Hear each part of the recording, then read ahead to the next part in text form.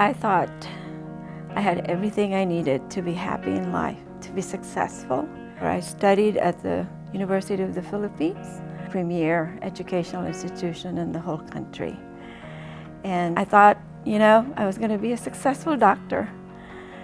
And then a game changer took place. A friend of mine who happens to be also a relative asked the question, "Lita, do you know Christ in a personal way?" And I said, "What do you mean?"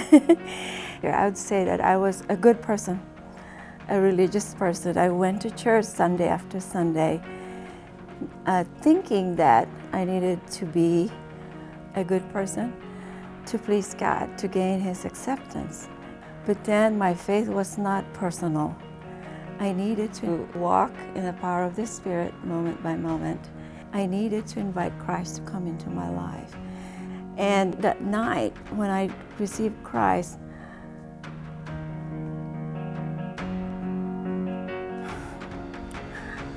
I just had the quiet assurance. I knew I was going to heaven. But at the time, before that, there was no assurance at all. I was just doing the best I could, but I knew I fell short. And as I applied these new truths that I discovered from God's Word, my life began to take on a different meaning. I knew that God was calling me to something.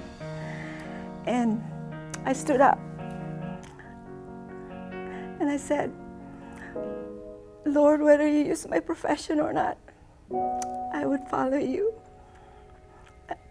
I get emotional because it was a happy moment as well. And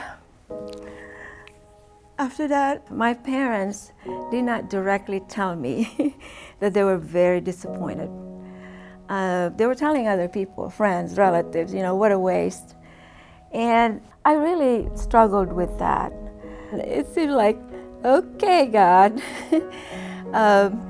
what do you want me to do this time? And one thing that God kept reminding me at that time to just follow His will, regardless of what my parents would say, my colleagues would say. There were times when some colleagues say, "Oh, why don't you get out, You can also serve God in the hospital or in the clinics, And people would say, "Okay, come here. We have better use for you here." Or, you earn more money here.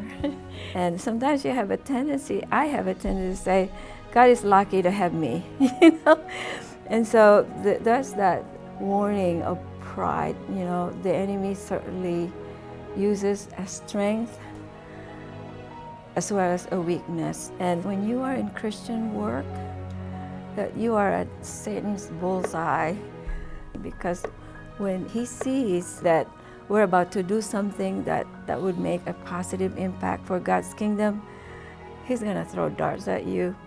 He did that to me, and that's something that as Christian professionals, full-time workers, would have to be very aware of. And I know there are so many temptations because of the material world, but I've chosen to stay because if you give your life to God, you don't really have to please people. God cannot even please people, right? And but I can please God. I can please God by following what I believe that He is calling me to do.